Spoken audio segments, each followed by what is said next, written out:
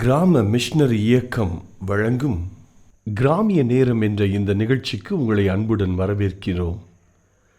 கிராம மிஷனரி இயக்கம் கடந்த 27 ஆண்டுகளாக சிறுவர் மற்றும் வாலிபர் மத்தியில் ஊழியம் செய்து வருகிறது. 800க்கும் மேற்பட்ட மிஷனரிகளோடு தமிழ்நாட்டில் உள்ள 38 மாவட்டங்கள் உட்பட ஆந்திரா, ஒடிசா, கர்நாடகா, சத்தீஸ்கர், ஜார்க்கண்ட் மற்றும் மத்திய பிரதேசம் ஆகிய மாநிலங்களிலும் நற்செய்தி பணியை செய்து வருகிறது. எமது இலக்கு 1,00,000 கிராமங்கள், 7,000 மிஷனரிகள், ஒவ்வொரு மாநிலத்திலும் 500 மிஷனரிகள்.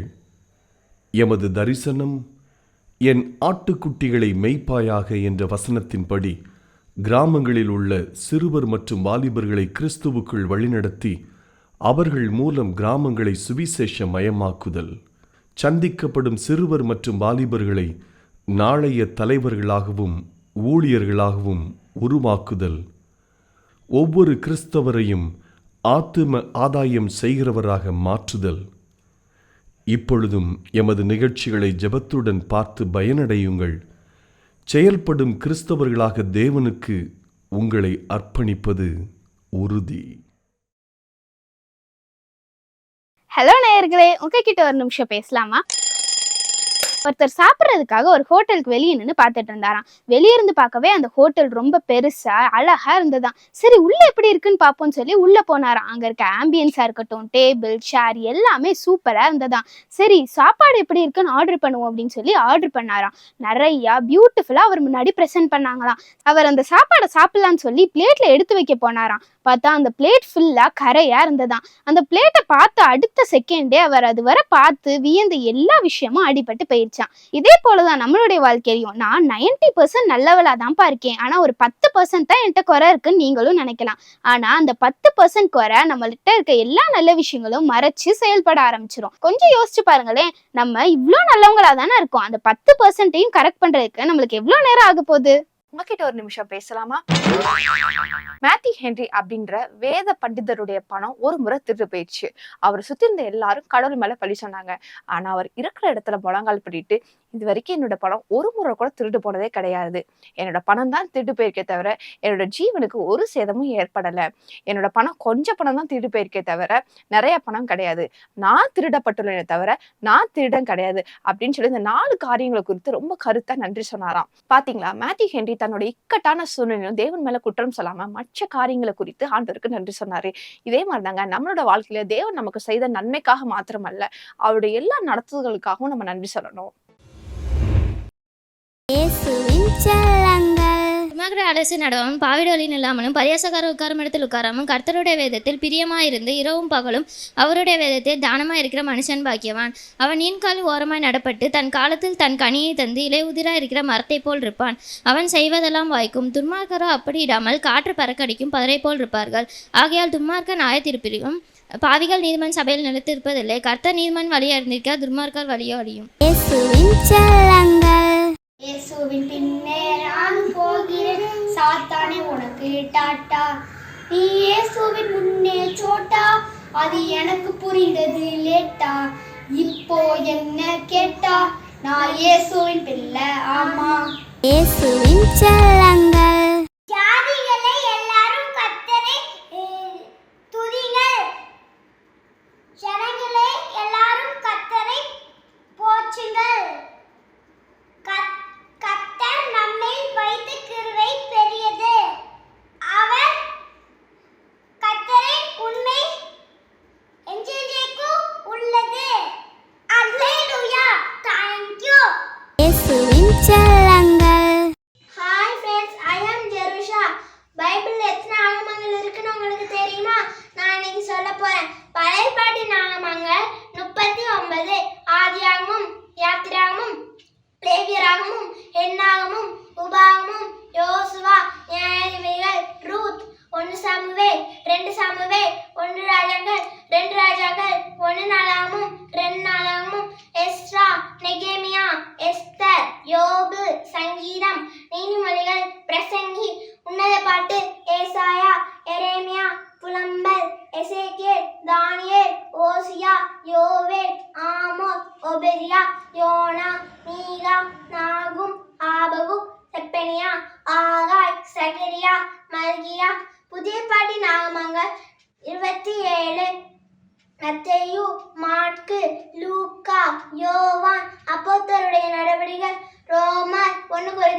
2 கொரிந்தியர், கலாத்தியர், எபேசியர், பிலிப்பியர், கொலோசியர், 1 தெசலோனிக்கேயர், 2 தெசலோனிக்கேயர், 1 தீமோத்தேயு, 2 தீமோத்தேயு, தீத்து, பிலேமோன், எபிரேயர், யாக்கோபு, 1 பேதுரு, 2 பேதுரு, 1 யோவான், 2 யோவான், 3 யோவான், யூதா வெளிப்படுத்தின சுவிசேஷம். தேங்க்யூ. இவங்க எல்லாம் புலம்புறாங்க, ஐயோ ஆண்டவரை நாங்கள் மடிந்து ஒரு உமக்கு கவலை இல்லையா என்று சொல்லி அங்கு புலம்புகிறார்கள். ஆண்டவர் என்ன செய்கிறார்? இந்த சம்பளத்திலேயே நீ ஒன்றும் உருப்பிடலை, ஒழுங்காக பைபிள் வாசிக்க மாட்டேன், ஜெபிக்க மாட்டேன், சர்ச்சுக்கு லேட்டாக போகிற, ஒழுங்காக தசமாக கொடுக்க மாட்டேன், மிஸ்டரி ஊழியத்திற்கு காணிக்க மாட்டேன், கிராம ஊழியத்தின் மேலே ஒரு பாரம் இல்லை அப்படின்னு சொன்னால் எப்படிங்க உங்களுக்கு ப்ரொமோஷன் கிடைக்கும்? சாராயத்துக்காகவே அவங்க பிளான் போடுவாங்க. சில வாலிபர்களுக்கு அவன் லவ்ஸ் விட்டுக்கிட்டு இருக்கான் பாருங்க, அவன் அதை வச்சே தான் வழிநடத்துவான். நான் சொல்கிறேன், உன்னுடைய மெய்ப்பர் யாரு? உன்னை வழிநடத்துக்கு அது கர்த்தர் உன் மெய்ப்பராக இருந்தால் தாழ்ச்சி அடைய மாட்டேன்.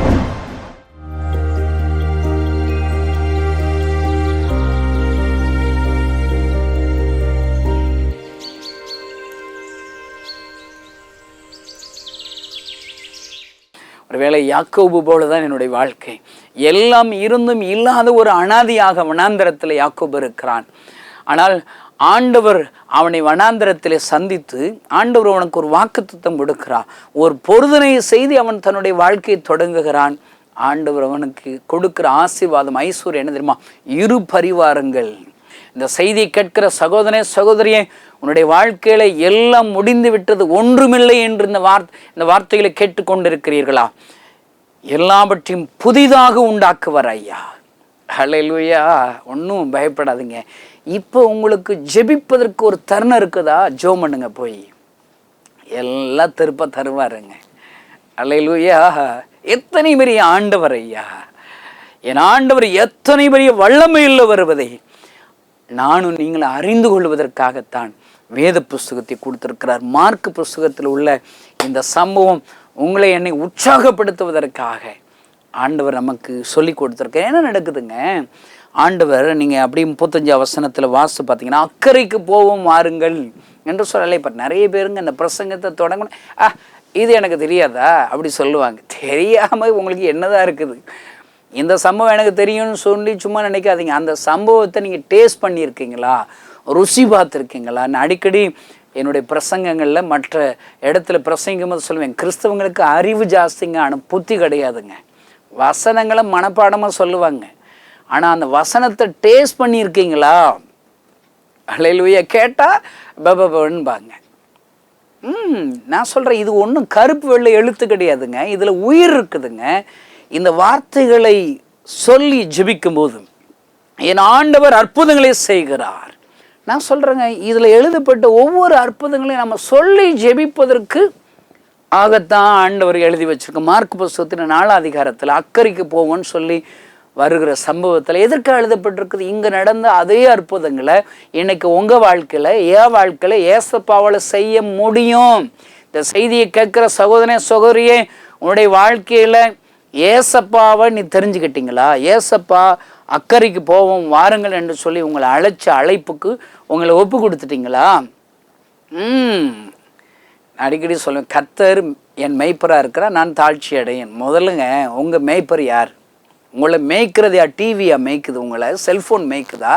சிகரெட்டு மேய்க்குதா? நிறைய பேர் காலையில் எந்திரிச்ச உடனே சாராயம் மட்டும்தான் அவங்கள மேய்ச்சிக்கிட்டு இருக்கும். சாராயத்துக்காகவே அவங்க பிளான் போடுவாங்க. சில வாலிபர்களுக்கு அவன் லவ்ஸ் விட்டுக்கிட்டு இருக்கான் பாருங்க, அவன் அதை வச்சே தான் வழி நடத்துவான். நான் சொல்கிறேன், உன்னுடைய மெய்ப்பர் யாரு? உன்னை வழி நடத்துறியாது கர்த்தர் உன் மெய்ப்பராக இருந்தால் தாழ்ச்சி அடைய மாட்டேன். இந்த செய்தி கேட்கிற சகோதரனே சார், நீங்கள் உருப்பிடுவீங்களா, உருப்பிடாமல் போவீங்களா? கண்டுபிடிச்சலாம். உன்னுடைய மெய்ப்பர் யாரு? கர்த்தர் உன் மெய்ப்பரான்னு ஏற்றுக்கொண்டிருக்கீங்களா? இயேசு கிறிஸ்துவ சொந்த ரட்சகரா ஏற்றுக்கொண்டிருக்கீங்களா? ஆம் அப்படின்னு சொன்னீங்கன்னா நீங்கள் ஒரு நாளும் தோக்க மாட்டீங்க, ஒரு நாளும் வெட்கப்பட மாட்டீங்க. ஆண்டவர் உங்களை தாழ்ச்சி அடையாதபடி ஆண்டவர் உங்களை பாதுகாப்பார், கரம் பிடிச்சு வழி நடத்துவார். அக்கறைக்கு வாருங்கள் என்று சொன்ன உடனே இவங்க போவோம் வாருங்கள்னு சொன்னால் அழைப்பேட்டு 12 சீசர்களை கப்பல் ஏறியாச்சு. இப்போ 12 சீசர் அழைச்சவர் விட்டுட்டு போயிடல, அழைச்சவர் கப்பலில் அவங்க கூடயே பிரயாணம் செய்கிறார். பாருங்க, அப்படி பிரயாணம் செய்யும்போது 37 வசனத்தில் என்ன நடக்கிறது? அப்பொழுது பலத்த சுழல் காற்று உண்டாகி படவு நிரம்பத்தக்கதாக அலைகள் அதன் மேல் மோதிற்று. பாருங்க, அலைகள் மோதுகிறது, அங்கு கப்பல் ஆடுது. இவங்க என்ன செய்கிறாங்க? உள்ள இருக்கிற இவங்க புலம்புறாங்க. அதில் ஒருத்தன் பாருங்க, அவன் சொல்கிறான், நாங்கள் மடிந்து போகிறோம், உமக்கு கவலை இல்லையா என்று சொல்லுகிறான். இன்னைக்கு இந்த செய்தியை கேட்கிற சகோதரனே சகோதரியே, உடைய வாழ்க்கையில் அலைகள் மோதுகிறதா? நெருக்கங்களும் பலகீனங்களும் வியாதிகளும் உங்களை தாக்குகிறதா? புலம்பலோடு கூட இந்த வார்த்தைகளை கேட்டுக்கொண்டிருக்கிறீர்களா? ஒரே ஒரு கேள்விதான், இயேசு கிறிஸ்து அழைப்புக்கு நீ கீழ்ப்படிஞ்சிட்டிங்களா? அவர் உங்களோடு கூட பிரயாணம் பண்ணுறாரா? அதுக்கு தாங்க கவலைப்படணும். உங்களை மோதுற அலைகளுக்கு கவலைப்படக்கூடாது. ஆண்டவர் உங்களோடு கூட இருக்கிறாரா இல்லையா, அதுக்கு தான் நீங்கள் கவலைப்படணும். அல்லேலூயா. ஆண்டவர் படகுக்குள்ளே தான் இருக்கிறார். அவர் நித்திரை செய்கிறது போல் இருக்கிறாராம். அவர் அமைதியாக இருப்பார். நீங்கள் என்ன செய்கிறீங்கன்னு பார்க்குறதுக்கு அமைதியாக இருப்பார். கொஞ்சத்தில் உண்மையாக இருக்கீங்களான்னு சோதித்து பார்ப்பார். இப்போ இருக்கிற மாதம் ஒரு 50,000 வருமானத்தில் நீங்கள் எவ்வளோ பைபிள் வாசிக்கிறீங்க, எவ்வளோ ஆண்டவரை தேடுறீங்க? சர்ச்சுக்கு 9 மணி சர்ச்சுக்குன்னா 8 போகிறீங்களா, 9:30 போகிறீங்களா? எல்லாம் ஆண்டவர் ஒன்றை பரீட்சை பார்ப்பார். இந்த சம்பளத்திலேயே நீ ஒன்றும் உருப்பிடலை, ஒழுங்காக பைபிள் வாசிக்க மாட்டேன், ஜெபிக்க மாட்டேன், சர்ச்சுக்கு லேட்டாக போகிற, ஒழுங்காக தசமாக கொடுக்க மாட்டேன், மிஸ்டரி ஊழியத்திற்கு காணிக்க மாட்டேன், கிராம ஊழியத்தில் மேலே ஒரு பாரம் இல்லை அப்படின்னு சொன்னால் எப்படிங்க உங்களுக்கு ப்ரொமோஷன் கிடைக்கும்? ஆண்டவர் பரீட்சை வச்சுக்கிட்டே தாங்க இருப்பார். அல்லேலூயா. இவங்களுக்கு சுழல் காற்று பரீட்சை, அலைகள் பரீட்சை, கப்பலில் முங்குறாப்பில் பரீட்சை நடக்குது. அவர் பாட்டு இவன் என்ன செய்யறான்னு பார்ப்பங்கிறார். இவங்க எல்லாம் புலம்புறாங்க, ஐயோ ஆண்டவரை நாங்கள் மடிந்து ஒரு உமக்கு கவலை இல்லையா என்று சொல்லி அங்கு புலம்புகிறார்கள். ஆண்டவர் என்ன செய்கிறார்? எழுந்து காற்றை அதட்டுகிறார். அங்கு அமைதல் உண்டாகிறது. நல்ல ஞாபகம் வச்சுக்கோங்க, ஏசப்பா அதட்டுனார்னா காற்றுக்கு காது கேட்குங்க, அலைகளுக்கு காது கேட்குங்க. அருமையான தேவனுடைய பிள்ளைகளே, என் ஆண்டவர் உங்களோடு கூட இருக்கிறாரா? அவர் அற்புதம் செய்வார். காற்று கடல் காது கேட்குது, அமைதல் உண்டாகிறது. ஆண்டவர் அமைதிப்படுத்திட்டு இவங்கிட்ட ஒன்று கேட்குறாரு, ஏன் இப்படி பயப்படுறீங்க? ஏன் உங்களுக்கு விசுவாசம் இல்லாமல் போயிட்டு? இந்த செய்தி கேட்கிற சகோதரனே சகோதரியே, உங்கள் வாழ்க்கை படகுகளை, உங்கள் பிஸ்னஸ் படகுகளை, உங்கள் ஊழிய படகுகளை இயேசு பிரயாணம் செய்கிறாரா? பயப்படாதீர்கள். என்ன உங்களை சுற்றி வந்தால் நீங்கள் பயப்படாதீங்க. இப்போ பாருங்கள், சீசர்கள்ட்ட கப்பலை சுற்றி தண்ணி இருக்குதப்பா, அலைகள் மோதுது, ஆனால் கப்பலுக்குள்ளே ஒரு சொட்டு தண்ணி வந்துச்சா? இந்த செய்தியை கேட்கிற சகோதரன் அநேக பிரச்சனைகளும் நெருக்கங்களும் உன்னை சுற்றி இருக்க தான் செய்கிறது. ஆனால் ஏதாவது ஒரு ஆபத்து உன்னை மேற்கொண்டுச்சா? உன்னை தோல்வி அடைய வைத்ததா? உன்னை வெட்கப்படுத்தினதா? அல்லேலூயா. ஒருவேளை புலம்புகிற சகோதரேஸ்வரி உங்களை பார்த்து இன்னைக்கு ஒரு கேள்வி கேட்குறேன், ஏன் இப்படி பயப்படுறீங்க? ஏன் உங்களுக்கு விசுவாசம் இல்லைப்பா? ஆண்டவர் கேள்வி கேட்கிறார். மார்க் 4ஆம் புஸ்தகத்தில் எழுதப்பட்ட இந்த அற்புதத்தின் மூலியமாக உன்னோடு பேசுகிறார். எத்தனை பெரிய போராட்டங்கள், நெருக்கங்கள், நிந்தைகள், அவமானத்தோடு இந்த வார்த்தைகளை கேட்கிறீர்களா? உங்கள் கூட தான் ஏசப்பா இருக்கிறார். ஏசப்பா இருக்கிறதுனால நீங்கள் ஒரு நாளும் மூழ்க மாட்டீர்கள், ஒரு நாளும் தோல்வியிட மாட்டீர்கள். ஆண்டவர் எல்லாவற்றையும் பார்த்து கொள்வாரா? விசுவாசத்தோடு அவர் கைகளில் அர்ப்பணிப்போம்.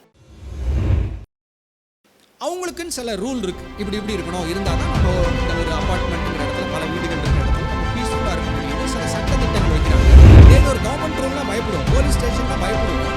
ஆனால் ஒரு அமைப்பு இப்படி இருக்கணும், இதன்படி இருந்தால் தான் நல்லா இருக்கும்னு சொல்லும்போது அது கீழ்ப்படிய மனதில். ஆனால் இங்கே என்ன பார்க்குறோம்? மனுஷனுடைய கட்டளைகள் யாவற்றில் கூட இருக்கிறவங்க ஏதோ ஒரு கட்டளைன்னு சொல்கிறாங்களா? அது என்ன அவசியமானதா? நம்முடைய கண்களை மூடி ஆண்டவருடைய வார்த்தைக்காக ஜெபிப்போம். ஆண்டவரே, மனுஷன் அப்பத்தினால் மாத்திரமல்ல, தேவனுடைய வாயிலிருந்து புறப்படுகிற ஒவ்வொரு வார்த்தையினாலும் பிழைப்பான் என்று சொல்லி உம்முடைய வார்த்தைக்குள் ஜீவனையும் ஆண்டவரே பிழைப்பையும் வைத்திருக்கிறீங்க. அந்த ஜீவன் ஆண்டவரே உம்முடைய வார்த்தையிலிருந்து இந்த நாளில் வெளிப்படட்டும் என்று சொல்லி நாங்கள் ஜெபிக்கிறோம். இயேசுவின் நாமத்தில் ஜெபிக்கிறோம் நல்ல பிதாவே, ஆமேன். மத்தேயு எழுதின சுவிசேஷம் இயேசு கிறிஸ்துவினுடைய பிறப்பின் வரலாறை 1வது அதிகாரத்தில் அங்கே மரியாள் யோசேப்புக்கு நியமிக்கப்பட்டு அங்கே நடந்த சம்பவங்கள், தேவதூதன் வந்து காரியங்கள் எல்லாம் சொல்லி ஒழுங்குபடுத்துகிற காரியங்கள் எல்லாம் பார்க்குறோம். 23வது வசனத்தில் அந்த தேவதூதன் சொல்லி முடிக்கிற வார்த்தைகள் எல்லாம் முடிகிறது. முடிஞ்ச உடனேயும் 24, 25 வசனங்களை பார்த்தா யோசேப்பு நித்திரை தெளிந்து எழுந்து கர்த்தருடைய தூதன் தனக்கு கட்டளையிட்டபடியே தன் மனைவியை சேர்த்து கொண்டு அவள் தன் முதற்பேரான குமாரனை பெருமளவும் அவளை அறியாதிருந்து அவருக்கு இயேசு என்று பெயரிட்டான். அல்லேலூயா. இங்கே தேவ மனிதனாகிய யோசேப்பினுடைய அவருடைய வாழ்க்கை, அவருடைய இருதயம் எப்படி இருந்தது அப்படின்னு சொல்லி ஆண்டவர் நமக்கு அழகான காரியங்களை எழுதி வைத்திருக்கிறார். புதிய ஏற்பாட்டின் முதல் பக்கம் தேவனுடைய ராஜ்யம் பூமியிலே வர வேண்டும், இயேசு கிறிஸ்துவனுடைய சுவிசேஷம் எங்கும் அறிவிக்கப்பட வேண்டும். அதனுடைய துவக்கத்தின் பக்கத்தில் நம்ம பார்க்கக்கூடிய மிக முக்கியமான ஒரு ஆவிக்குரிய பண்பு அப்படின்னு சொன்னால் யோசேப்புடைய கீழ்ப்படிதல். அல்லேலூயா. ஆண்டவர் சொல்கிறத அப்படியே கீழ்ப்படுகிறார். அதுதான் இயேசு கிறிஸ்து இந்த உலகத்திற்கு வருவதற்கு மிக முக்கியமான ஒரு காரணம். இன்றைக்கும் தேவனுடைய ராஜ்யம் உலகத்திற்கு வர வேண்டும் என்று சொன்னால், இயேசுவை அறியாதவர்கள் இயேசுவை அறிந்து கொள்ள வேண்டும் என்று சொன்னால், இந்த யோசேப்பை போல ஒரு கீழ்ப்படிதலுள்ள வாழ்க்கை எனக்கு வேண்டும் என்று சொல்லி இந்த வசனங்கள் மூலம் ஆண்டவர் பேசுகிறார். உங்களுக்கு தேவை என்று சொல்லி ஆண்டவர் இந்த நாளிலே பேசுகிறார். அல்லேலூயா. கீழ்ப்படிதல் என்கிற இந்த ஒரு காரியம் தேவன் மிகவும் விரும்பக்கூடிய ஒன்று. ஆண்டவர் ஒன்று சொல்லுகிறார், அது என்னால் முடியுமா முடியாதா அதெல்லாம் ரெண்டாவது தான். இல்லை, கிதியோனை பார்த்து சொல்கிறாரு, நீ போ, நீ மீதியானியர்களை முறியடிப்ப. கிதியோனுக்கு நிறைய கேள்விகள், அது எப்படி என்னால் முடியும், அதெல்லாம் இல்லை. ஆண்டவர் சொல்லிவிட்டால் கீழ்ப்படியலாம். 100க்கு 100 கட்டளையிட்ட ஆண்டவர் அதற்குரிய கிருபைகளை கொடுப்பார். ஆமேன்.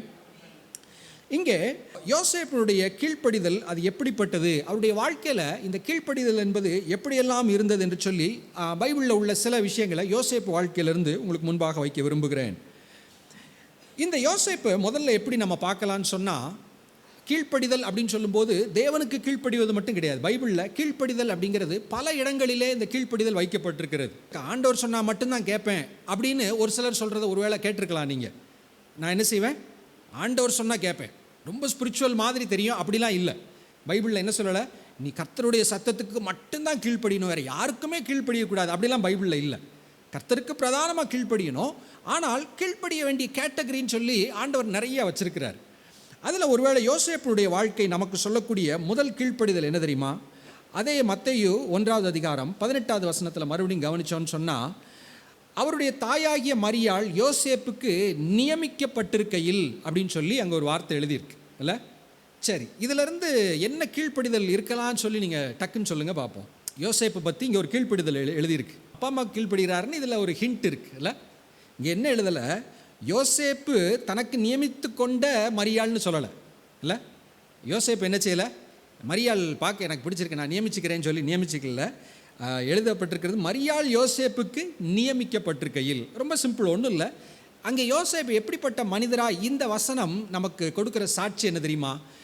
அவளுக்கு இருந்த அந்த கலாச்சார முறைமைகள், வசனம், பெற்றோருக்கு கீழ்ப்படிதல் என்கிற ஒரு இதில் இருக்கிற நிச்சயம் நான் என்ன செய்கிறேன், நான் பார்க்குறேன். ஒருவேளை ஒரு தேவனுக்கு பயந்த மனிதன் யோசேப்புன்னு பார்க்கும்போது வேத வசனங்கள் தெரிஞ்சிருக்கும். குறிப்பாக 10 கட்டளைகள்லாம் என்ன செஞ்சுருக்கோம், கட்டாயமாக தெரிஞ்சிருக்கும். இல்லை, அப்போ யோசேப்பினுடைய வாழ்க்கையின் கீழ்ப்படிதல், திடீரென்று ஒரு நாள் கர்த்தருடைய தூதன் வந்து பேசுகிறார், கர்த்தருடைய தூதன் சொல்லிட்டார் கேட்டுருவோம் அப்படின்லாம் சொல்லி அவர் கேட்டுறல. பைபிளில் பார்த்தீங்கன்னு சொன்னால் ஆண்டவர் நேராக பேசிட்டாப்புலலாம் கீழ்ப்படிஞ்சிட மாட்டாங்க. தேவனுடைய மனிதர்களே அப்படி தான். இல்லை, நம்ம நினைக்கலாம் ஆண்டவர் வந்து என்கிட்ட நேராக பேசிட்டா நான் டக்குன்னு கேட்டுருவேன் அப்படின்னு. சில விஷயத்தில் நீங்கள் யோசிச்சிங்கன்னா அப்படிலாம் இல்லை. ஆண்டவர் வைத்திருக்கிற கேட்டகரிஸ், ஒவ்வொரு இடத்துலையும் எங்கெங்கே எப்படி கீழ்ப்படிந்து நடக்கணுங்கிற எல்லா இடத்துலையும் நம்முடைய கீழ்ப்படிதல் இருக்கும்போது தான் ஆண்டவர் பேசும்போது கீழ்ப்படிய முடியும். இல்லாட்டி ஆண்டவரே ஏதாவது சொல்லிட்டு இருப்போம், அதை எப்படி ஆண்டவரே நீங்கள் வேறு யாராவது பார்த்துக்கோங்க, நான் குழந்தையாக இருக்கிறேன், என்னை எப்படி நான் தீர்க்கதரிசி ஆக முடியும் அப்படின்னு சொன்ன எரேமியாவை போல் ஆண்டவர் சொன்னாப்புல உடனேலாம் நம்ம என்ன செஞ்சிட மாட்டோம், கீழ்ப்படிஞ்சிட மாட்டோம். ஓகே, யோசேப்பு கர்த்தருடைய வார்த்தையின்படியே செய்ததற்கான ஒருவேளை ரகசியம் அவருடைய இருதயத்தில் இருக்கிற தேவனுக்கு பயப்படுகிற பயம், ஒருவேளை பெற்றோருக்கு கீழ்ப்படுகிற ஒரு கீழ்ப்படிதல் கூட அதற்கு ஆரம்பமாக இருந்திருக்கும் அப்படின்னு சொல்லி 18வது வசனத்திலிருந்து நான் பார்க்குறேன். இந்த 10 கட்டளைகளை குறித்து எபேசியர் 6வது அதிகாரத்தில் இங்கே பவுல் மறுபடியும் எழுதுறதை நம்ம பார்க்குறோம். எபேசியர் 6வது அதிகாரத்தில் முதல் 3 வசனத்தில் பெற்றோருக்கு பிள்ளைகள் கீழ்ப்படுவதை குறித்து அங்கே எழுதுகிறார். அதில் சொல்லும்போது 2வது வசனத்தில், உனக்கு நன்மை உண்டாயிருக்கும்படி பூமியிலே வாழ்நாள் நீடித்திருப்பதற்கும் உன் தகப்பனையும் உன் தாயும் கனம் பண்ணுவாயாக என்பதே வாக்குத்தத்தமுள்ள முதலாம் கற்பனையாக இருக்கிறது. இன்றைக்கி கிறிஸ்டியன்ஸ்க்கு ரொம்ப பிடிச்சது வாக்குத்தத்தம். ஆண்டவர் எனக்கு என்ன வாக்குத்தத்தம் கொடுத்தார். ஓகே, சில நேரங்கள் சில ப்ராமிஸ் ஆண்டவர் கொடுக்குறாருன்னு நினைக்கிறேன். எனக்குலாம் இது வரைக்கும் வாக்குத்தத்தமே ஆண்டவர் கொடுக்கல, ஏன்னு தெரியல. எனக்கு பைபிள் ஃபுல்லாக வச்சுக்கோன்னு சொல்லிட்டார், அதனால் எனக்கு பைபிள் பூரா எனக்கு தான். எனக்குன்னு இது உனக்கு இந்த ஒரு ஏசாயா வசனம் தரேன், இந்த மாதிரிலாம் ஆண்டவர் என்கிட்ட பேச மாட்டேங்கிறார். ஓகே, ஒரு சிலர்கிட்ட பேசுவாராக இருக்கும். ஆனால் இங்கே எல்லாருக்கும் பொதுவாய் கொடுக்கப்பட்ட ஒரு வாக்கு தத்துவத்தை பார்க்குறோம். அப்பா அம்மாவை கனம் பண்ணிட்டா வாழ்க்கை நல்லா இருக்குங்கிறது 100% ஆண்டவர் கொடுத்த ஒரு கேரண்டியான ஒரு ப்ராமிஸ். அல்லேலூயா. இது நடக்குமா, இந்த வாக்குத்தத்தம் எனக்கு சொந்தமாகுமா, இதுக்கு ஃபாஸ்டிங் இருந்து ஜெபித்து சொந்தமாக்கணுமாலாம் கிடையாது. அப்பா அம்மாவை கனம் பண்ணிட்டா, அவங்களுக்கு பிரியமானதை செஞ்சுட்டா, இந்த வார்த்தையின்படி ஆண்டவர் நமக்கு கொடுக்குற ஒரு ஈஸியான மெத்தட். பைபிளில் ஆசீர்வாதங்களை சுதந்திரித்துக் கொள்ள வழிகள் நிறையா சொல்லியிருக்கு. நான் நினைக்கிறேன் இது ரொம்ப ஒரு ஈஸியான வழி. இப்போ நம்ம இங்கே இருக்கிறவங்க பல வயசில் இருக்கிறோம், வாலிபர்களாக இருக்கிறோம், அப்பா அம்மாவான இப்போ தான் அப்பா அம்மாவான சிலர் இருக்கிறீங்க, தாத்தா பாட்டியானவங்களும் இந்த செய்தியை கேட்குறவங்க இருக்கலாம். எல்லாருக்குமே இது ஒன்று ஞாபகப்படுத்துது. அப்பா அம்மாவை என்ன செய்யணும்? கனப்படுத்த வேண்டும். கனம்னா என்னது? ஒருவேளை இருதயத்திலேருந்து அவங்கள மதிக்கிற மரியாதையாக இருக்கலாம், அவங்கள அற்பமாக நினைக்காத ஒன்றாக இருக்கலாம், ஒருவேளை வயதான காலத்தில் அவங்களுக்கு செய்ய வேண்டிய உதவிகள், அந்த கவனிக்கிறது, பல விஷயங்கள் அடங்கி இருக்கிறது. நமக்கு ஆண்டவர் சொல்கிற ஒரே காரியம், ஈஸியாக வாழ்க்கையில் ஆசீர்வாதமாக இருப்பதற்கு பெற்றோருக்கு கீழ்ப்படுகிற ஒரு இருதயம் இருந்தால் அது நமக்கு வாழ்க்கைக்கு ஆசீர்வாதமாக இருக்கும். யோசேப்பு அங்கே பெற்றோர் தனக்கு நியமித்த அந்த ஒரு வாழ்க்கை துணையை ஏற்றுக்கொள்கிற ஒரு கீழ்ப்படுகிற ஒரு யோசேப்பை அங்கே நம்ம என்ன செய்கிறோம்? பார்க்குறோம். அடுத்து இந்த யோசேப்பு அவருடைய கீழ்ப்படிதல் அடுத்த லெவல் எங்கே இருக்குது அப்படின்னு சொன்னால், லூக்கா சுவிசேஷம் 2வது அதிகாரத்தில் இவருடைய கீழ்ப்படிதல் இன்னொரு எந்த இடத்துல இருந்துச்சு அப்படின்னு சொல்லி பார்த்தோன்னா, லூக்கா 2வது அதிகாரத்தில் அங்கே எழுதியிருக்கு. முதல் வசனத்திலிருந்து பார்த்தா, அந்நாட்களில் உலகமெங்கும் குடிமதிப்பு எழுதப்பட வேண்டும் என்று அகஸ்துராயனால் கட்டளை பிறந்தது. சீரியா நாட்டிலே சிரேனியோ என்பவன் தேசாதிபதியாயிருந்த போது இந்த முதலாம் குடிமதிப்பு உண்டாயிற்று. அன்னைக்கு ஆட்சியில் இருந்த ரோம பேரரசர் அங்கே என்ன செய்கிறாரு? ஒரு கட்டளை கொடுக்குறார். சென்சஸ் எடுக்கணும் அப்படின்னு சொல்லி ஒரு கட்டளை இடுகிறார்.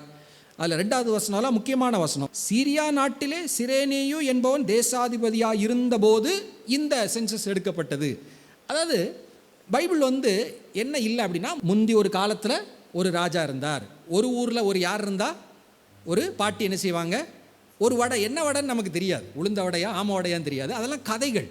ஆனால் நம்ம கையில் இருக்கிற இந்த வேத புத்தகம் 100க்கு 100 வரலாற்றிலே நடந்த சம்பவங்கள். எங்கிட்ட ஆராய்ச்சி பண்ணாலும் அது ஆமாம் நடந்துச்சு அப்படின்னு சொல்லி இருக்கும். ஹிஸ்டாரிக்கல் ரெஃபரன்ஸ் இங்கே லூக்கா எழுதுகிறார். எழுதிட்டு அந்த 3வது வசனத்தில், அந்தபடி குடிமதிப்பு எழுதப்படும்படிக்கு எல்லாரும் தங்கள் தங்கள் ஊர்களுக்கு போனார்கள். குடிமதிப்பு எப்படி? நம்ம இருக்கிற இடத்துலேருந்து எடுக்க முடியாது. எனக்கு ஒருவேளை டெல்லி தான் எனக்கு சொந்த ஊர்னா டெல்லிக்கு போயிடணும் கொஞ்ச நாள், டெல்லியில் இருக்கிறவங்க விருதுநகருக்கு வரணும்னா வந்துடணும். அப்படி ஏதோ ஒரு சிஸ்டம் இருந்திருக்கு. அரசாங்கம் அப்படி ஒரு கட்டளை இடுகிறது. 4வது வசனத்தில் பார்க்குறோம், அப்பொழுது யோசேப்பும் தான் தாவீதின் வம்சத்தானும் குடும்பத்தானுமாய் இருந்தபடியால் தனக்கு மனைவியாக நியமிக்கப்பட்டிருந்த கர்ப்பவதியான மரியாளுடனே குடிமதிப்பு எழுதும்படி கலிலேயா நாட்டிலுள்ள நாசரேத்திலிருந்து யுதேயா நாட்டிலுள்ள பெத்லேகம் என்னும் தாவீதின் ஊருக்கு போனான். இங்கே யோசேப்பினுடைய வாழ்க்கையில் நான் சொல்லக்கூடிய அடுத்த கீழ்ப்படிதல் என்ன அப்படின்னா, அரசாங்கத்திற்கு கீழ்ப்படியக்கூடிய ஒரு இருதயம். என்னால் எப்படி போக முடியும்? ஒய்ஃப் மாசமாக இருக்கா, என் ஊர் இந்த ஊர்லேருந்து எவ்வளோ தூரம் தெரில, மேப்பில் பார்த்தா தெரியும், இவ்வளோ தூரம்லாம் நான் போக முடியாது, அந்த மாதிரிலாம் யோசிக்கலை.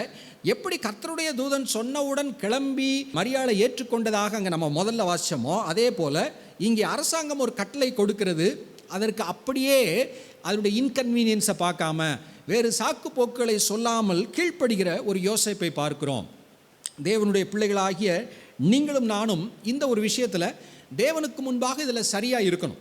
ரோமர் 13வது அதிகாரத்தில் பார்த்தோன்னு சொன்னால், நம்ம இருக்கக்கூடிய நாடு, அரசாங்கம், இதெல்லாம் குறித்து ரொம்ப அழகாக அதில் உள்ள முதல் 7 வசனங்களில் நமக்கு சொல்லியிருக்கு.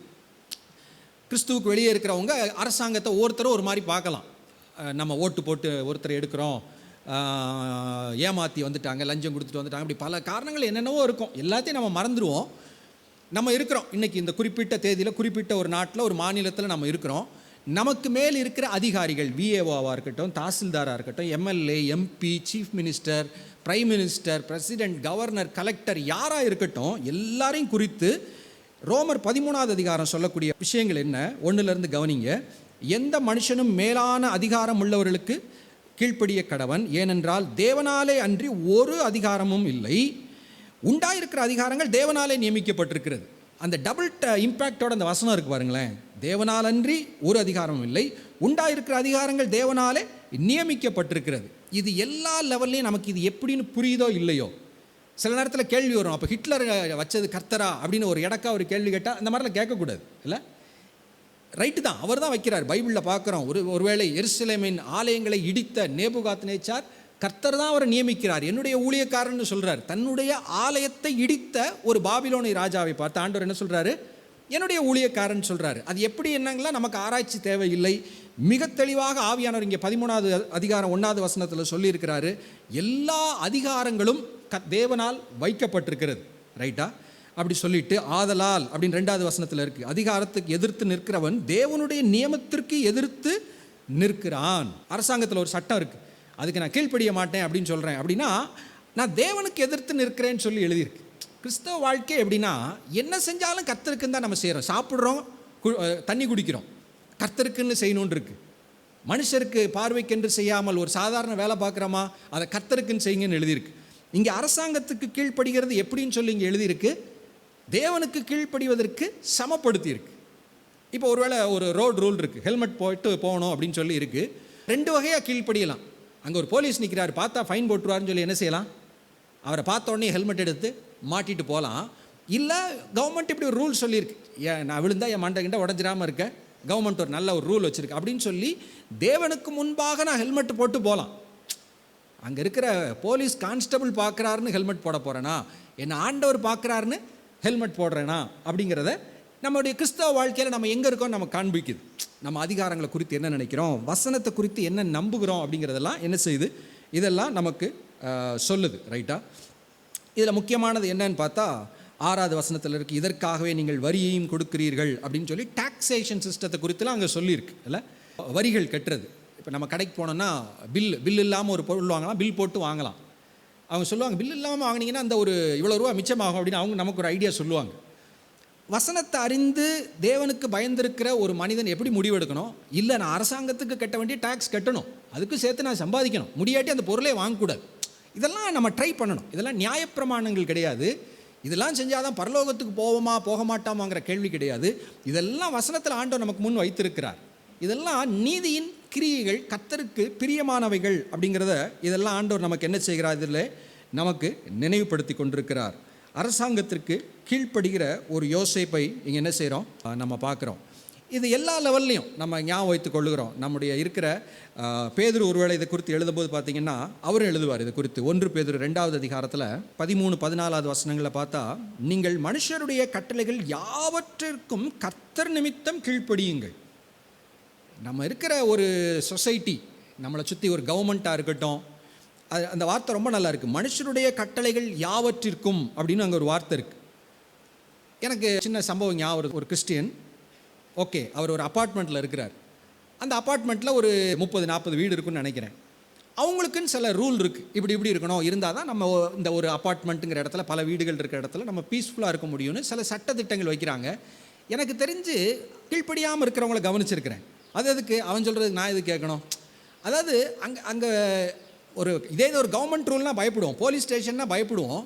ஆனால் ஒரு அமைப்பு இப்படி இருக்கணும், இதன்படி இருந்தால் தான் நல்லா இருக்குன்னு சொல்லும்போது அது கீழ்ப்படிய மனதில்லை. ஆனால் இங்கே என்ன பார்க்குறோம், மனுஷருடைய கட்டளைகள் யாவற்றிற்கும். நம்ம கூட இருக்கிறவங்க ஏதோ ஒரு கட்டளைன்னு சொல்கிறாங்களா, அது என்ன அவசியமானதா, அதுக்கெல்லாம் கீழ்ப்படியணும் அப்படின்னு சொல்லிட்டு 14 மேலான அதிகாரமுள்ள ராஜாக்கானாலும் சரி, தீமை செய்கிறவர்களுக்கு ஆக்கினை, நன்மை செய்கிறவர்களுக்கு புகழ்ச்சியும் உண்டாகும்படி அவனால் அனுப்பப்பட்ட அதிகாரிகள் சரி கீழ்ப்படியுங்கள்.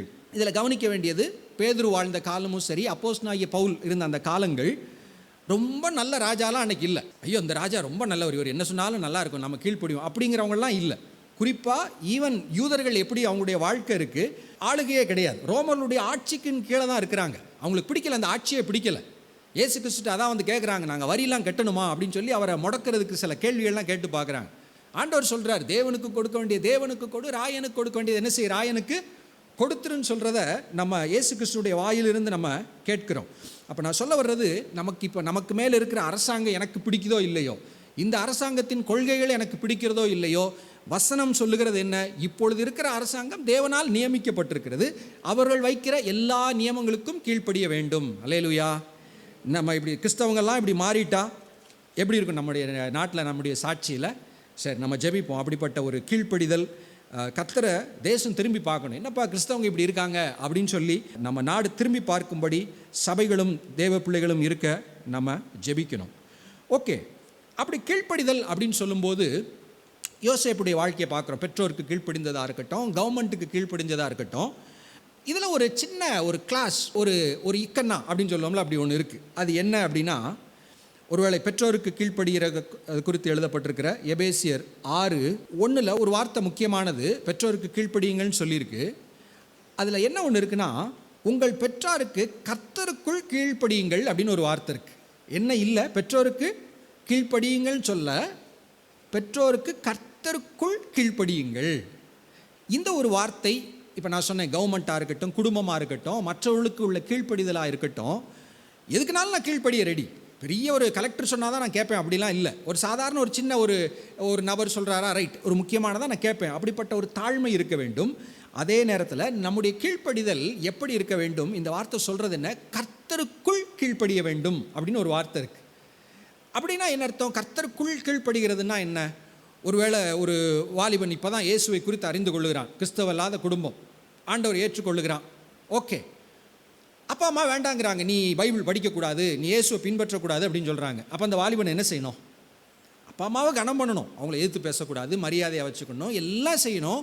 ஆனால் கர்த்தரும் அந்த நபரும் என்று வரும்போது அங்கே எது முதலிடம்னு யோசிக்கணும்? கர்த்தருக்குள். அப்போ அவருக்கு கீழ்ப்படுகிற அந்த முதல் இடத்திற்கு தடையாய் ஒரு விஷயம் வரும்னு சொன்னால் அங்கே கீழ்ப்படிதல் என்பது அவசியம் இல்லை. நான் சொல்கிறேன், உங்களுக்கு புரியுதா? எல்லாத்துலேயும் கீழ்ப்படியணும், கனம் பண்ணணும். ஆனால் கர்த்தருக்குள் என்கிற இந்த ஒரு வார்த்தையை எல்லா இடத்துலையும் அப்ளை பண்ணணும். அப்பா அம்மாவை கீழ்ப்படியணும். ஒருவேளை ஒரு அப்பா அம்மா பையன்கிட்ட சொல்கிறாங்க, உனக்கு நான் பார்க்க போகிற பொண்ணுக்கு நாங்கள் 200 பவுன் பேச போகிறோம். பையன் யோசிக்கிறான், ஒருவேளை ஐயோ இதெல்லாம் நல்லா இல்லையே, நகை கேட்டு இப்படிலாம் பண்ணுறது அப்படின்னா அதில் கர்த்தருக்குள்ளே அதுக்கு கீழ்ப்படிய வேண்டியதில்லை. இல்லை, எங்கள் அப்பா அம்மா சொல்லிட்டாங்க, நான் இப்படி டவுரி கேட்டு தான் ஆகணும் அப்படின்னு சொன்னான்னா அது அவன் சுயநலக்காரன்னு அர்த்தம் இல்லை. இந்த அப்பா அம்மா எனக்கு சொல்லக்கூடியது இதில் ஏதாவது கர்த்தருக்கு விரோதமானது இருக்கிறதா அப்படின்னு யோசித்து என்ன செய்யணும்? கீழ்ப்படிய வேண்டியது அவசியமானது. ஒருவேளை யோசேப்புடைய அப்பா அம்மாவுக்கு மரியாளுடைய விஷயம் தெரிஞ்சிருச்சு, யோசேப்புக்கு தெரிஞ்சிருச்சுல, திருமணத்திற்கு முன்பு, கூடி வருவதற்கு முன்பே கர்ப்பவதி ஆகிட்டாலும் தெரிஞ்சு தள்ளிவிட மனதாக இருந்தான், ரகசியமான் இருக்கு. ஒருவேளை அப்பா அம்மாவுக்கு தெரிஞ்சு மகன்கிட்ட சொல்கிறாங்க நீ கல்யாணம் பண்ணக்கூடாது அப்படின்னா என்ன செஞ்சுருந்துருக்கணும்? தேவதூதன் சொன்ன வார்த்தைக்கு தான் கீழ்ப்படியணும், ஒன்றும் செய்ய முடியாது. அதான் இருக்குது, கர்த்தருக்குள் கீழ்ப்படியுங்கள். இது மறுபடியும் கவர்மெண்ட்டாக இருக்கட்டுமே, பேதுரு என்ன சொன்னார்? அதிகாரத்தில் இருக்கிற மனுஷனுடைய எல்லா நியமங்களுக்கும் என்ன செய்யணும்? கீழ்ப்படியணும்னு சொல்கிறாரு. ஆனால் இந்த பேதுரு பார்த்தீங்கன்னா ஒரு இடத்துல உங்களுக்கு கீழ்ப்படிய மாட்டேன்னு சொல்லிடுவார். என்ன சொல்லிடுவார்? அதெல்லாம் கவர்மெண்ட்டுக்கெலாம் கீழ்ப்படிய முடியாது, நீங்கள் அதிகாரிகள் சொல்லிட்டாப்புல, ஸ்டேஷனில் கூப்பிட்டு மிரட்டிட்டாப்புல அப்படின்னு ஒரு இடத்துல சொல்லுவார். அது எங்கே தெரியுமா? அப்போஸ்தலர் 5வது அதிகாரத்தில் தீவிரமாய் அப்போஸ்தலர்கள் சுவிசேஷம் அறிவிக்கிறாங்க. அவங்க அறிவிக்கும் போது எதிர்ப்புகள் வருகிறது. அப்போ இருக்கிற அதிகாரிகள்லாம் அரெஸ்ட் பண்ணிடுறாங்க. பேதுருவையும் அங்கே சீஷர்களை அரெஸ்ட் பண்ணி அங்கே மிரட்டுறதை என்ன செய்கிறோம் நம்ம பார்க்கலாம். 5வது அதிகாரம் பிரதான ஆசாரியர் 27வது வசனத்தில் ஆரம்பித்து 28 எழுதியிருக்கு. பேதுருவை பார்த்து சொல்கிறாங்க, நீங்கள் அந்த நாமத்தை குறித்து, இயேசுவை குறித்து போதகம் பண்ணக்கூடாது என்று நாங்கள் உங்களுக்கு உறுதியாக கட்டளையிடவில்லையா? எவ்வளோ ஸ்ட்ரிக்டாக சொன்னோம். ஓகே, அப்படி இருந்தும் இதோ எருசலேமை உங்கள் போதகத்தினால் நிரப்பி அந்த மனுஷனுடைய இரத்தப்பழியை எங்கள் மேல் சுமத்த வேண்டும் என்று இருக்கிறீர்கள் என்று சொன்னான். இயேசுவை நாங்கள் தான் கொண்டோன்னு எங்களை ஏதோ கொலகாரம் மாதிரி எங்களை நீங்கள் பேசுகிறீங்களேப்பா. அரசாங்க அதிகாரத்தில் உள்ளவங்க பேசுகிறாங்க. நம்ம இப்போ என்ன முக்கியமான யோசேப்புகிட்ட இருந்து கற்றுக்கொண்டிருக்கிறோம், கவர்மெண்ட் என்ன சொன்னாலும் என்ன செய்யணும்? கீழ்ப்படியணும்னு சொன்னோம். இங்கே கவர்மெண்ட் என்ன சொல்லுது?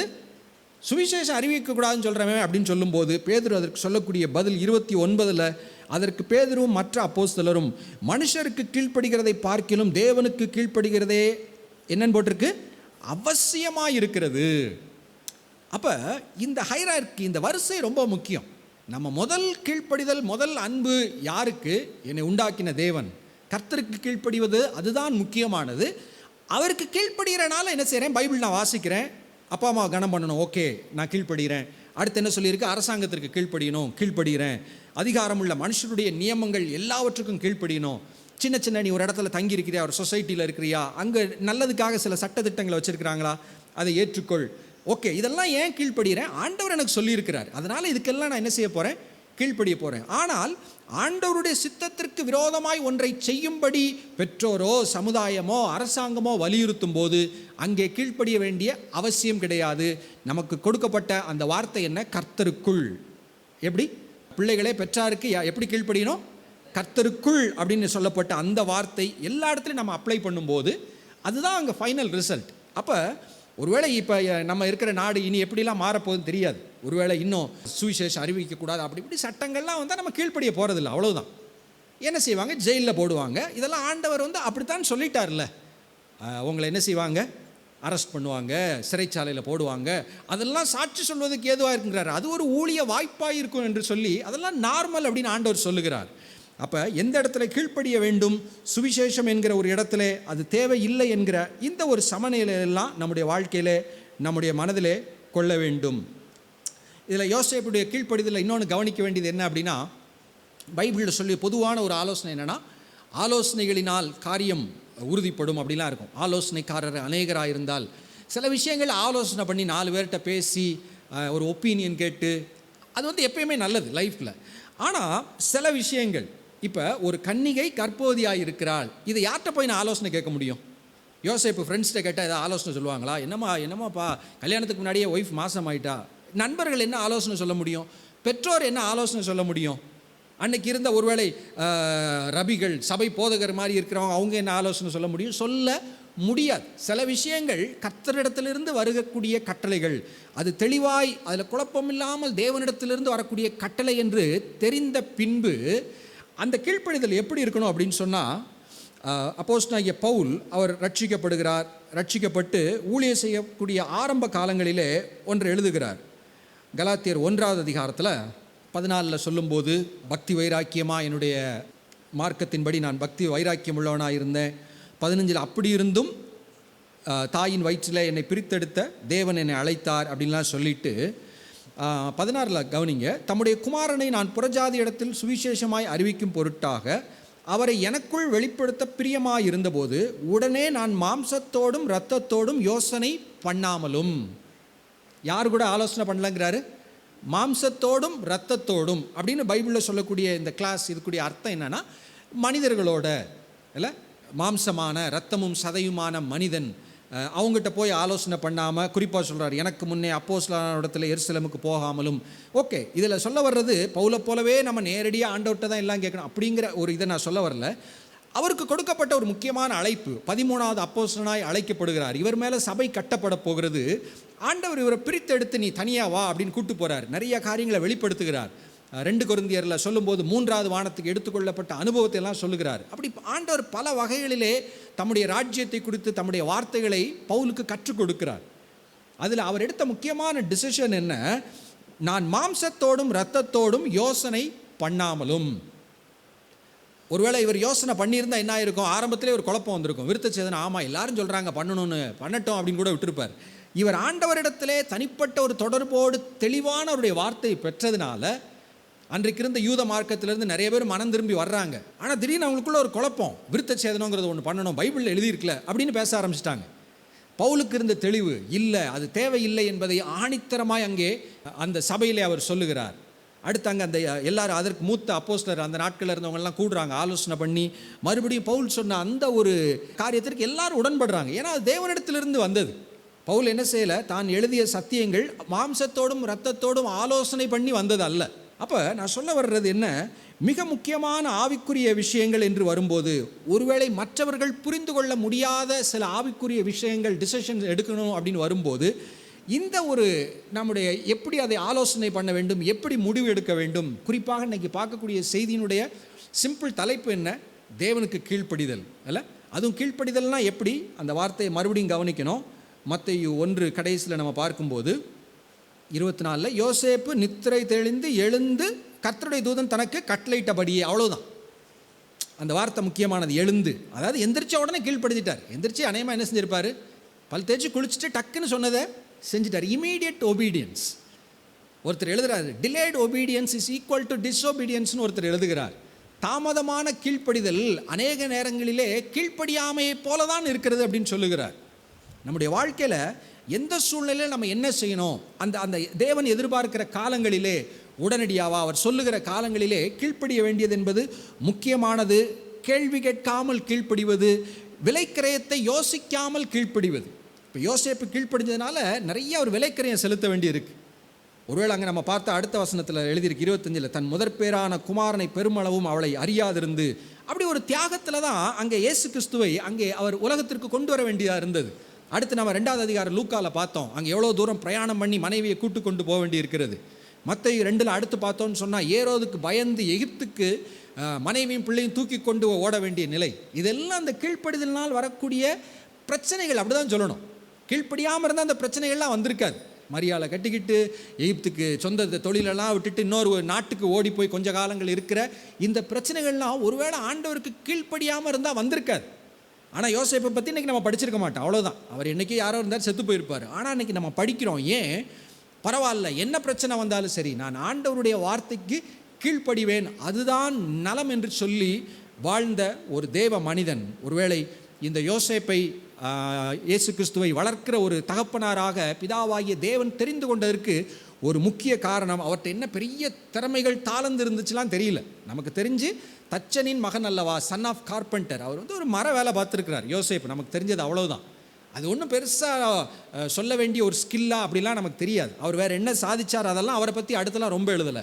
ஆனால் ஒன்றே ஒன்று, தேவன் சொன்ன வார்த்தைக்கு அப்படியே உடனடியாய் கீழ்ப்படியக்கூடிய ஒரு இருதயம் உலகத்திற்கு ஒரு பெரிய ஒரு ஆசீர்வாதமாகிய இயேசுவை கொண்டு வருவதற்கு ஒரு மகிமையான பாத்திரமாய் யோசேப்பு பயன்படுத்தப்படுகிறார். அல்லேலூயா. நம் கண்களை மூடி ஆண்டவருடைய சமூகத்தில் நம்மை அர்ப்பணிப்போம். கர்த்தாவே சொல்லும் அடியேன் கேட்கிறேன் என்கிற ஆண்டவரை கீழ்ப்படிதலுள்ள இருதயம் உமக்கு பிரியமானது என்று சொல்லி நாங்கள் வசனத்திலே பார்க்கிறோம். யோசேப்பை போல ஆண்டவரே கர்த்தருடைய வார்த்தை என்று வரும்போது அதற்கு உடனடியாய் கீழ்ப்படிய, கேள்வி கேட்காமல் கீழ்ப்படிந்தால் என்ன ஆகுமோ என்கிற அந்த கணக்குகளை பார்க்காமல் கீழ்ப்படுகிற ஒரு அன்பின் இருதயத்தை எங்களுக்கு நீர் தருவீராக. எப்படி யோசேப்பு தேவனுடைய ராஜ்யம் இந்த உலகத்திற்கு வருவதற்கு மகிமையான ஒரு பாத்திரமாய் பயன்படுத்தப்பட்டாரோ, நாங்களும் அப்படி பயன்படுத்தப்பட ஆண்டவரே உங்களுடைய சமூகத்திலே கீழ்ப்படிய எங்களை அர்ப்பணிக்கிறோம்.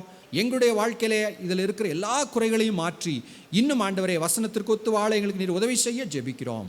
கர்த்தர் ஜெபத்தை கேட்டு அப்படியே சேர்வதற்காய் நன்றி. இந்த நாள் வார்த்தை கேட்கிற ஒவ்வொருவரையும் ஆசீர்வதியும். இயேசுவின் நாமத்தில் ஜெபிக்கிறோம் நல்ல பிதாவே. இந்த செய்தி நிச்சயமாக உங்களை செயல்பட தூண்டிருக்கும் என விசுவாசிக்கிறோம். நீங்களும் எங்களோடு இணைந்து தேவனுக்காக ஏதாவது செய்ய விரும்புகிறீர்களா? கீழ்கண்ட எங்களது ஊழிய திட்டத்திற்காக ஜெபிக்க முன்வரலாமே.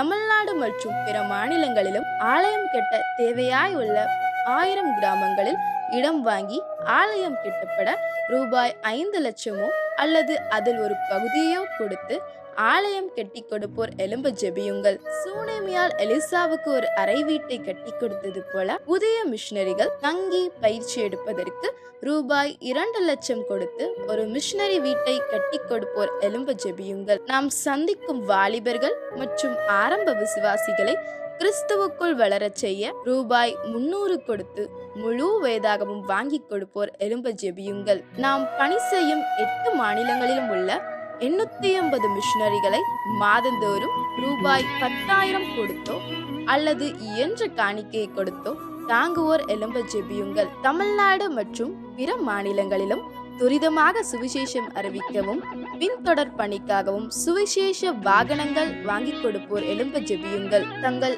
வாலிப மற்றும் சிறு பிள்ளைகள் ரட்சிக்கப்பட, அபிஷேகிக்கப்பட மற்றும் இயேசுவுக்கு சாட்சியுள்ள பிள்ளைகளாக வளர கண்மணி பிள்ளைகள் இயேசுவுக்காக திட்டத்தில் தங்கள் பிள்ளைகளை இணைக்கிற பெற்றோர்கள் எழும்ப ஜெபியுங்கள்.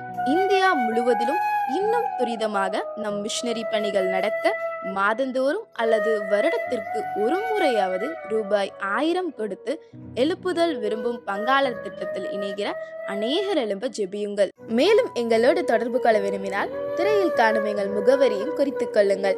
கிராம மிஷனரி இயக்கம், தபால் பெட்டி எண் 51, விருதுநகர் 626001. இந்த நிகழ்ச்சியையோ அல்லது எங்கள் ஊழியத்தையோ நீங்கள் தாங்க விரும்பினால் எங்கள் தொலைபேசி எண்ணை குறித்துக் கொள்ளுங்கள். 7378000444. கர்த்தர் தாமே உங்களை ஆசீர்வதிப்பாராக.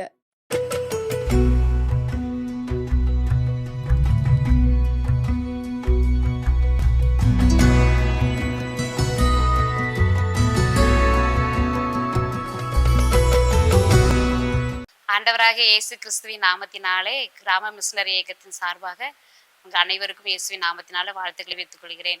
என்னுடைய பேர் பேபி. நான் ஒரு பாரம்பரிய கிறிஸ்தவ குடும்பத்தில் பிறந்தவன். நான் தான் என் குடும்பத்திலே லாஸ்ட் பொண்ணு. எனக்கு பார்த்தீங்கன்னா அந்த பிறந்ததுலேருந்து பார்த்தீங்கன்னா ரொம்ப என்னுடைய உடம்பு ரொம்ப பலவீனமாக காணப்பட்டது. அடிக்கடி உடம்பு பலவீனப்பட்டு ரொம்ப வியாதியில் இருக்கிறதுனால ஹாஸ்பிட்டலுக்கு அதிகமாக தூக்கிட்டு போவாங்க. வீட்டில் உள்ளவங்களுமே முடிவு பண்ணிட்டாங்க, இனிமேல் இது பிழைக்காது, அவ்வளோதான், இவரோட எதிர்காலம் அவ்வளோதான், முடிஞ்சிருச்சு அப்படின்னு சொல்லி எல்லாரும் நான் இறந்துட்டேன் அப்படின்ற ஒரு முடிவுக்கு வந்துட்டாங்க. ஒருவேளை என்னை குறித்து ஆண்டவர் திட்ட வைத்திருந்ததுனால என்னவோ, ஆண்டவருடைய பலன் வந்து என்னை பூரணமாக நிரப்புனதுனால நான் மறுபடியும் ஜீவன் பெற்றேன். 5th படிக்கும்போது என்னை ஆண்டவர் வீட்டில் இருந்தேவும் பேரண்ட்ஸ்கிட்ட இருந்து என்னை வெளியே கொண்டு போய் ஹாஸ்டலில் படிக்கும்படியாக ஆண்டவர் எனக்கு அனுமதி கொடுத்தார். வெளியில் போய் 5th இருந்து நான் ஹாஸ்டலில் தான் படித்தேன். ஹாஸ்டலில் படிக்கும்போது அங்கேயும் பாருங்க, ஆண்டவர் என் மேலே வைத்திருக்கிற திட்டத்தின்படியாக அங்கேயே நிறைய பாடல்களை கற்றுக்கொள்வதில், நிறைய இன்ஸ்ட்ருமெண்ட் கற்றுக்கொள்வதில், மெசேஜ் கொடுக்கறதுல எல்லாவற்றிலும் ஆண்டவர் அந்த இடத்துல என்னை பழக்குவிச்சா. அந்த ஸ்டேஜில் எதெல்லாம் நமக்கு தேவையோ அது எல்லாத்தையுமே ஆண்டவர் எனக்கு கற்றுக் கொடுத்தா.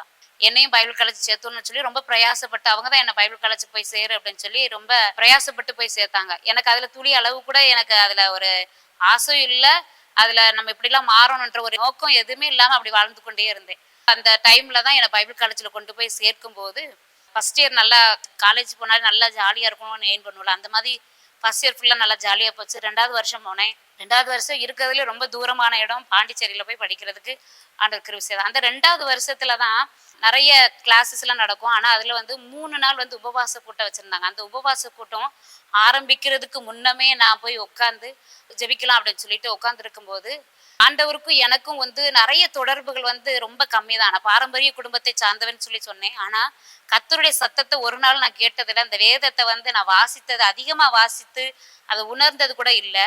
பைபிள் வாசிப்பேன், ஏதோ பேருக்காக வாசிப்பேன், சர்ச்சுக்கு போவேன். ஆனால் கர்த்தருக்கும் எனக்கும் தொடர்பு வந்து ரொம்ப கம்மியாக தான் இருந்துச்சு. அவருடைய சத்தத்தை கேட்டதே இல்லவே இல்லை. ஆனால் ஆண்டவர் என்னை என்ன செஞ்சார் அப்படின்னா, அந்த இடத்துல நான் எல்லாரும் வர்றதுக்கு முன்பாக நான் போய் அந்த இடத்துல உட்காந்துருக்கும் போது ஆண்டவர் என்னோடு கூட பேச ஆரம்பித்தார். என்னை தொட்டார் என்று சொல்லி கூட நான் சொல்லலாம். என்னை தொட்டு அவருடைய காரியங்களை என்னோடு பேச ஆரம்பித்தார். அப்பதான் எனக்கு தெரியும், நம்ம ஒரு பாவி, கர்த்தருக்கு விரோதமா நிறைய பாவங்கள் நம்ம செய்திருக்கோம், இனிமேல் நம்ம ஆண்டவருக்கு பிரியமான வழியில நம்ம நடக்கணும்னு சொல்லி அன்னைக்கு தான் எனக்கு அந்த உணர்வே வந்தது. அன்னைக்கு ஆண்டவர்கிட்ட என்னுடைய பாவங்களை அறிக்கை செய்து, ஆண்டவர் கரத்துல என்ன வாழ்க்கையை முழுவதுமா அர்ப்பணிச்சு உங்களுக்காக நான் வாழ்வேன்னு சொல்லி அமைதி இருக்கிற நாட்களையும் ஆண்டவருக்காக நான் வாழ்ந்தேன். பைபிள் காலேஜ் முடிச்சுட்டு அடுத்து என்ன செய்யணும்னு தெரியல. எங்க அண்ணன் கூட சேர்ந்து ஊழியம் செய்யலாம்னு சொல்லி வீட்டுக்கு வந்தேன். ஊழியம் செய்யலாம்னு சொல்லி வந்து குடும்பத்தில் இருக்கிற கஷ்டத்தின் நிமித்தமா உங்களுக்கு ஏதாவது ஹெல்ப் பண்ணலாம்னு சொல்லிட்டு நான் மெடிக்கல் ஷாப்புக்கு வேலைக்கு போயிட்டேன். அந்த வேலையை செய்து கொண்டேவும் ஏதாவது ஊழியம் கிடைச்சா பாப்போம் அப்படின்னு சொல்லிட்டு இருந்தேன். கரெக்டாக அந்த மெடிக்கல் ஷாப் வேலையை முடிச்சு அடுத்த அந்த நாளே கிராம மிஷனரி இயக்கத்தில் இருக்கிறதான சகோதரர் ஒருத்தவங்க அந்த இடத்துக்கு ஊழியத்துக்கு வந்திருந்தாங்க. அவங்க வந்து என்னை வந்து இந்த மீட்டிங் நடக்குது ஒன்று, நாங்கள் சீஷத்து முகாம் வச்சிருக்கோம் வாங்க அப்படின்னு சொல்லி கூப்பிட்டாங்க. அன்னைக்கே கிளம்பி அந்த சீஷத்து முகாம் நடக்கிற அந்த மீட்டிங் நடக்கிற இடத்துக்கு நான் உடனே கிளம்பி போயிட்டேன். கிளம்பி போனதுக்கு அப்புறம் தான் நம்மளுடைய ஸ்தாபராகிய டேவிட் அண்ணன் மூலமா ஆண்டவர் என்னோடு கூட பேச ஆரம்பித்தார். அந்த வார்த்தை, இயேசு கிறிஸ்து அழுது கொண்டு இருக்கிறார், அவருடைய கண்ணீரை துடைக்க நீங்க ஆயத்தமா இருக்கீங்களா, இன்னைக்கு நீங்க ஒப்பு கொடுத்தீங்கன்னா உங்களை கொண்டு ஆண்டவர் பெரிய காரியங்களை செய்வார் அப்படின்னு சொல்லி அந்த வார்த்தை என்னை மிகவும் ரொம்ப தொட்டது. அதனால ஆண்டவர்கிட்ட, ஆண்டவரே நான் உங்க கண்ணீரை துடைக்கிறதுக்கு இருக்கேன்னு சொல்லி ஆண்டவருடைய கரத்துல நான் அர்ப்பணிச்சேன். வீட்டுல கேட்டாங்க, என்ன அந்த ஊழியத்துல எப்படி இருக்கு, உனக்கு பிடிச்சிருக்கா, நீ போறியா அங்க ஊழியத்துக்கு அப்படின்னு கேட்டாங்க. உடனே நான் போறேன்னு சொல்லி 2009 இந்த ஊழியத்துல வந்து நான் ஜாயின் பண்ணேன். கர்த்தருடைய கிருபையினால நிறைய இடங்கள்ல சிறுவர் ஊழியம், வாலிபர்கள் ஊழியங்களை நாங்கள் செய்கிறோம். அநேகருக்கு எங்களை ஆண்டவர் எடுத்து பயன்படுத்தி கொண்டு இருக்கிறார். எனக்கு திருமண காரியங்கள் நடைபெற்றது. எனக்கு 2 ஆண் பிள்ளைகள் உண்டு. கர்த்தருடைய கிருபையினால் குடும்பமா மிஷனரி ஊழியத்துல நாங்கள் ஊழியம் செய்து கொண்டு இருக்கிறோம். கர்த்தர் அளவில்லாத நன்மைகளினாலும் கிருபைகளினாலும் எங்களை வழி நடத்தி கொண்டு வந்து கொண்டே இருக்கிறார். கண்டிப்பா ஆண்டவர் உங்களை கொண்டும் பெரிய காரியங்களை செய்வார். இயேசுவின் நாமத்தினால் வாழ்த்துக்கள். ஆமென்.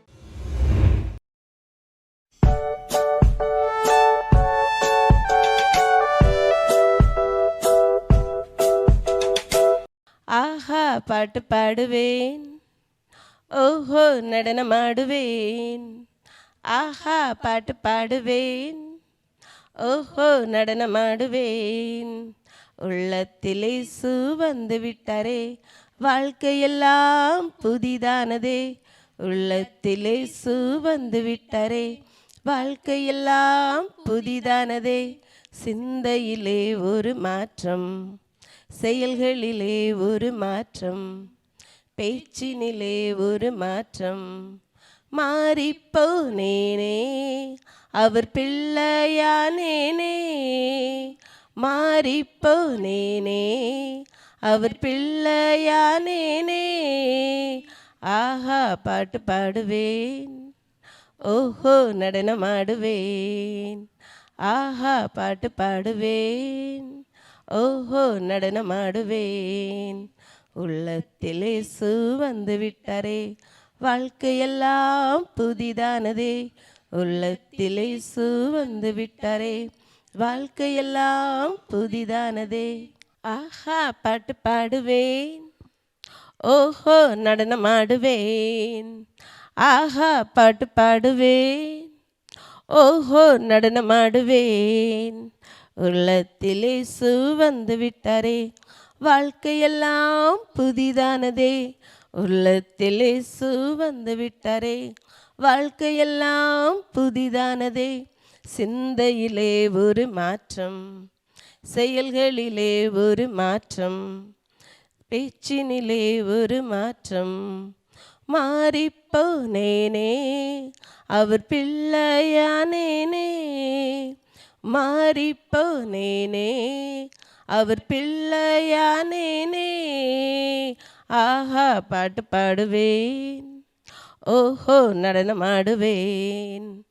ஆஹா பாட்டு பாடுவேன், ஓஹோ நடனமாடுவேன். உள்ளத்தில் இயேசு வந்து விட்டாரே, வாழ்க்கையெல்லாம் புதிதானதே. உள்ளத்தில் இயேசு வந்து விட்டாரே, வாழ்க்கையெல்லாம் புதிதானதே.